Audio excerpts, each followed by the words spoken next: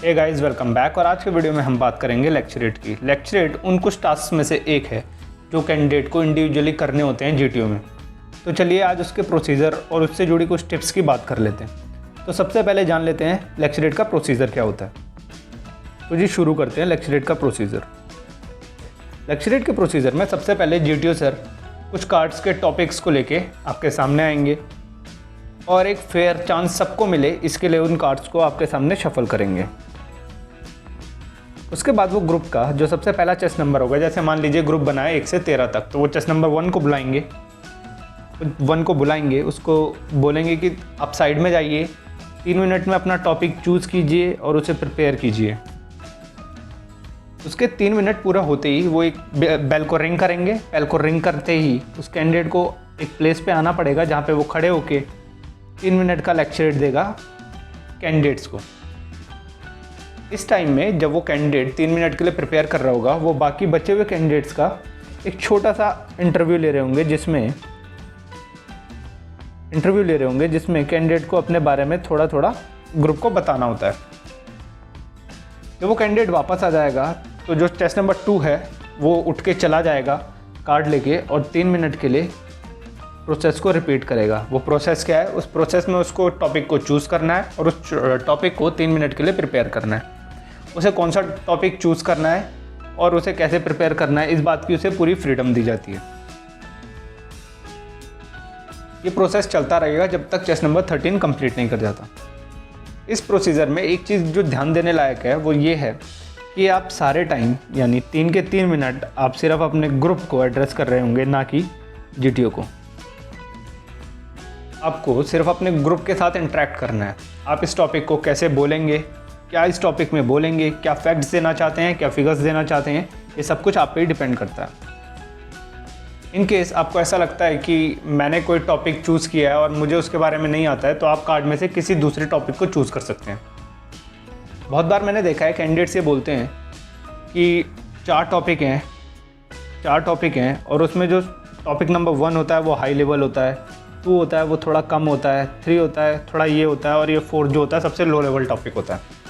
तो चलिए अगर ऐसा मान के चलते हैं कि टॉपिक नंबर 1 हाई लेवल है और ये topic number 4 low level topic है, तो ये दोनों एवरेज टॉपिक हो गए हैं। चलिए तो मैंने शुरू किया, मान लीजिए किसी कैंडिडेट ने हाई लेवल टॉपिक 1 को चूज़ कर लिया सिर्फ इस वजह से क्योंकि उसको बोला गया है कि जो टॉपिक नंबर 1 है वो हाई लेवल है, अगर आप उस पर बोलेंगे तो एक अच्छा इंप्रेशन पड़ेगा। तो उस कैंडिडेट ने एक हाई लेवल टॉपिक चूज़ कर लिया, लेकिन उसने टॉपिक को चूज़ तो कर लिया, बट उसको सपोर्ट करने के लिए उसके पास ना कोई फैक्ट्स नहीं है, ना कोई फिगर्स हैं। टॉपिक उसने भावनाओं में बह के चूज़ तो कर लिया है, बट वो फैक्ट्स और फिगर नहीं दे पाया और वहाँ पे जाके वो नंब हो गया। लेकिन वही दूसरा कैंडिडेट है जिसने लो लेवल टॉपिक चूज़ किया है, मान लीजिए कुछ भी लो लेवल टॉपिक में, जैसे हम मान लेते हैं my best friend. Low level topic का एक एग्जाम्पल मान लेते हैं माई बेस्ट फ्रेंड। ठीक है, माई बेस्ट फ्रेंड। तो माई बेस्ट फ्रेंड उसने चूज़ किया और खुल के अपने दिल की बात 3 मिनट में कह दी, अपने ग्रुप को एड्रेस करते हुए चीयरफुली। तो आपको क्या लगता है इन दोनों कैंडिडेट्स में से बेटर कैंडिडेट कौन है? तो अकॉर्डिंग टू मी, जो कैंडिडेट टॉपिक नंबर 4 चूज़ किया था बट चीयरफुली अपनी बात को 3 मिनट में कंप्लीट कर गया, मेरे हिसाब से वो बेटर कैंडिडेट है as comparison to the one जिसने टॉपिक नंबर 1 सिर्फ इस वजह से चूज़ किया था कि उसका इंप्रेशन अच्छा पड़ेगा, लेकिन उस टॉपिक पे बोलने के लिए उसके पास न फैक्ट्स थे न फिगर्स थे। तो ये आपको चूज़ करना है। आपको इस ट्रैप में नहीं पड़ना है कि टॉपिक नंबर 1 हाई लेवल है, अगर मैं उस पर बोलूँगा तो अच्छा इंप्रेशन पड़ेगा। टॉपिक नंबर 4 लो लेवल है, अगर मैं इस पर बोलूँगा तो अच्छा इंप्रेशन नहीं पड़ेगा। अब ये सब बातें ना सोचें। चारों टॉपिक्स में से जो आपको आता है, जिसको बैक करने के लिए आपके पास थोड़ा पॉइंट्स हो, थोड़ा फैक्ट्स हो, थोड़ा फिगर्स हो, उन पॉइंट्स को आप यूज़ कीजिए और बोल दीजिए वहाँ पर। चलिए ये तो बात हो गई इसके प्रोसीजर की। अब लेक्चरेट मैं थोड़ा सा आपको टिप्स देना चाहता हूँ, और उससे पहले ये ज़रूर बता दूँ, वीडियो पसंद आए तो वीडियो को लाइक कर दें, वीडियो को शेयर कर दें और चैनल को सब्सक्राइब करना ना भूलें। चलिए टिप्स की बात कर लेते हैं। सबसे पहले टिप, कैंडिडेट करते क्या हैं, जब आपको 3 मिनट का टाइम टॉपिक को चूज़ और प्रिपेयर करने के लिए दिया जाता है तो ये सोचने में टाइम ज़्यादा गवा देते हैं कि मैं कौन सा टॉपिक चूज़ करूँ चारों में से। ठीक है, वो डायरेक्ट टॉपिक को सिलेक्ट नहीं करते, वो 4 टॉपिक को पहले उसके पॉइंट डिसाइड करना शुरू कर देते हैं कि मुझे इस पे ये आता है, इस पे ये आता है, इस पे ये आता है और इस पे ये आता है, और इसी में उनके 3 मिनट चले जाते हैं और उनके पास कोई भी टॉपिक फुली प्रिपेयर नहीं होता है। तो आप ऐसा ना कीजिए, आप कोई भी टॉपिक चूज़ कर लीजिए, 1 2 3 4 में से कोई भी चूज़ कर लीजिए। ये आप पे डिपेंड करता है जिस टॉपिक पे आप अपने आप को खुल के एक्सप्रेस कर सकें, जिसमें आपके पास थोड़ा फैक्ट्स हो, थोड़ा फिगर है। अगर फैक्ट्स फिगर ना हो बट आपके पास कुछ डेटा हो देने को, तो आप उस डेटा को ज़रूर दीजिए। एक बहुत ज़रूरी पॉइंट है, पॉइंट नंबर 2। देखिए, अगर आप फैक्ट्स को लेके श्योर नहीं हैं, ठीक है, अगर आप फैक्ट्स को लेके श्योर नहीं हैं तो उन फैक्ट्स को ना दीजिए, क्योंकि अगर आप फैक्ट्स को देंगे और श्योर नहीं है तो ये अच्छा इंप्रेशन तो दूर की बात है, बहुत ही ख़राब इंप्रेशन डालेगा जीटीओ के और कैंडिडेट्स के मन में।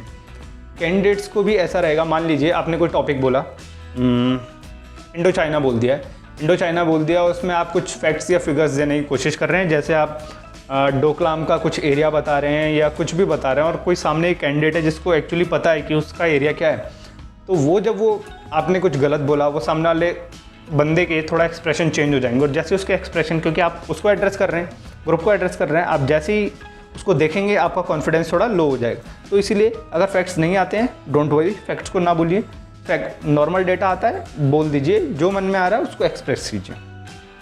अगली बात, पॉइंट नंबर 3, बंदे करते गए हैं, टॉपिक तो चूज़ कर लिया, बंदों के सामने आ भी गई, ग्रुप के सामने आ गए, अब वो क्या करेंगे कि whatever, good morning gentlemen, for the sake of understanding I will divide my topic into 3 parts, introduction, ये फलाना ढिमाका, इसमें वो अपना काफ़ी टाइम वेस्ट कर देते हैं। मान लीजिए आपके पास 3 मिनट है और आपने आधा मिनट इसमें वेस्ट कर दिया, तो अगर आपने आधा मिनट वेस्ट कर दिया तो आपका 2.5 मिनट बचा है।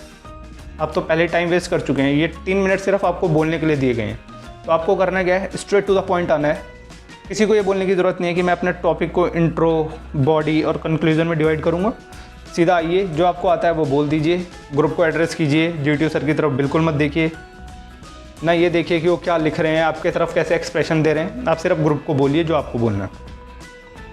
अगली बात, ये बहुत ही कॉमन सी बात है। देखिए, कहा क्या जाता है कि अगर आप लेक्चरेट दे रहे हैं तो अपने हाथ को पीछे रखिए या हाथ को बगल में रखिए, यानी या तो आप सावधान की पोजीशन में खड़े हो जाइए या आप स्टैंडर्डाइज हो जाइए। तो आपको करना ये है कि देखिए, आप लेक्चरेट दे रहे हैं, लेक्चरेट में आपको करना क्या है, सामने वालों को कुछ टॉपिक को समझाना है या किसी टॉपिक पे बोलना है। तो जब डिबेट कॉम्पिटिशन्स होते हैं या कोई भी कॉम्पिटिशन होता है, किसी टॉपिक पे आपको बोलना है, तो आप कैसे ज़्यादा कन्विंसिंग लगेंगे वो डिपेंड करता है कि आपने अपने हैंड्स को कितना अच्छे से यूज़ किया है। आप जितना ऑप्टिमाइज होकर अपने हाथों को यूज़ करेंगे, वहीं से आपकी कन्विंसिंग ज़्यादा आसान हो जाएगी। मान लीजिए आपने किसी भी टॉपिक पे बोला और आपके हाथ बिल्कुल पीछे, एक्सप्रेशन लेस होके बोल रहे हैं, तो आप बिल्कुल स्टोन फेस दिखेंगे। आपको दिखना है कि यू आर अ ह्यूमन, आप रोबोट नहीं है।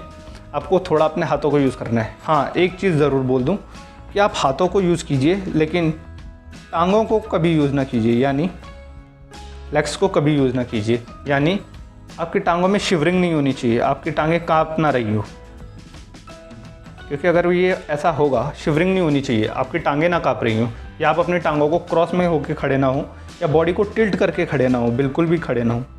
हाथों को क्रॉस ना करें, पीछे रखना है, पीछे भी हाथों को क्रॉस ना करें तो ज़्यादा बेटर है, साइड में रखेंगे तो ज़्यादा सही है। और अगर आप नेचुरल फ्लो में चलाना चाहते हैं हाथों को, तो उसके लिए भी आप फ्री हैं।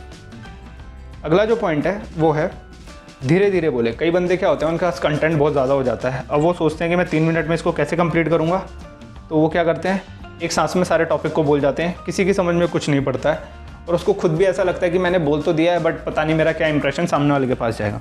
तो इसीलिए 3 मिनट का टाइम आपको इसीलिए दिया गया कि आराम से अपनी बात को बोलिए, धीरे धीरे बोलिए, फालतू के पॉइंट्स, फालतू के फैक्ट्स, फिगर्स देने के चक्कर में ना पड़ें कि मेरा इंप्रेशन बहुत अच्छा पड़ेगा, मैं सुपर इंटेलिजेंट दिखूंगा, मैं ग्रुप से अलग दिखूंगा।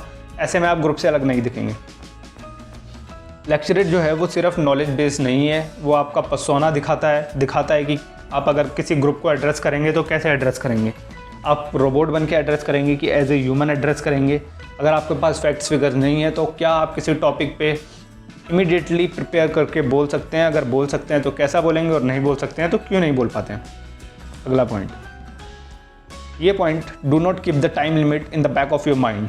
इसका मतलब ये है कि देखो, सारे कैंडिडेट्स को पता है कि मेरे पास 3 मिनट का टाइम होता है।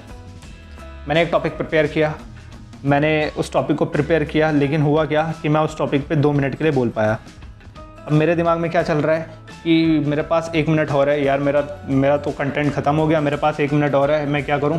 तो मैं कुछ भी अनसंट जो मेरा मन कर रहा है मैं वो बोल रहा हूँ उस टॉपिक पे, भले ही उस टॉपिक से उसका लेना, कंटेंट का लेना देना कुछ नहीं है। तो आप कभी ध्यान में मत रखिए कि आपको कितना टाइम बोलना है। आपके पास जितना कंटेंट है, 1.5 मिनट का कंटेंट है कोई दिक्कत नहीं, 2.5 मिनट का कंटेंट है कोई दिक्कत नहीं, 2 मिनट का भी है तब भी कोई दिक्कत नहीं। बट आप सिर्फ वो बोलिए जो टॉपिक से रिलेटेड हो, ऐसा कुछ ना बोल दें जो टॉपिक से रिलेटेड ही ना हो, ठीक है। जो आखिरी टिप है वो मैं ये देना चाहूँगा कि लेक्चरेट का जो मेन फोकस है ना, वो आपके कॉन्फिडेंस पे है कि अगर आपका कॉन्फिडेंस सब अच्छा है तो आपको लेक्चरेट में ज़्यादा प्रॉब्लम होगी नहीं। एक बार मैं फिर आपको रिकॉल करा दूं कि देखिए लेक्चरेट GTO टास्क की सीरीज़ जो है, जो GTO टास्क की पूरी सीरीज़ है, उसमें से कुछ एक टास्क में से लेक्चरेट ऐसा टॉपिक है जो आपको इंडिविजुअली परफॉर्म करना होता है। जैसे आपको इंडिविजुअल ऑब्स्टिकल्स करने होते हैं, तो यहाँ भी आपको इंडिविजुअली परफॉर्म करना होता है। अच्छा परफॉर्म करेंगे तो आपके पॉइंट ऐड हो जाएंगे, अगर आप ख़राब परफॉर्म करेंगे तो आपके पॉइंट कट जाएंगे। यहाँ आप ग्रुप को ब्लेम नहीं कर सकते। लाइक GD GP में बोलते हैं कि मेरा ग्रुप अच्छा नहीं था, बहुत बसड़ हो गई थी, ये हो गया था। PGT में बोलते हैं, तो यहाँ आप ब्लेम किसी को नहीं कर सकते। यहाँ आप अपने परफॉर्मेंस के जिम्मेदार खुद ही होंगे। तो आपको करना ये है कि आप अपना कॉन्फिडेंस बनाए रखें। टॉपिक लो लेवल का चुन लें, कोई दिक्कत नहीं है। 1 से लेकर 4 तक सारे टॉपिक दिए गए हैं। ये ज़रूरी नहीं है कि सारे कैंडिडेट एक ही नंबर के टॉपिक पे बोल सकते हैं।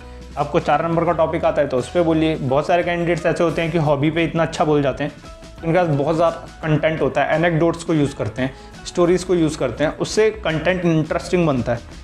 जो लो लेवल टॉपिक होता है ना, उस पर बोलने के लिए आपको बहुत सारा, मतलब क्या बोलूँ, एक तो आपका कॉन्फिडेंस बहुत हाई होना चाहिए लो लेवल टॉपिक्स पे बोलने के लिए।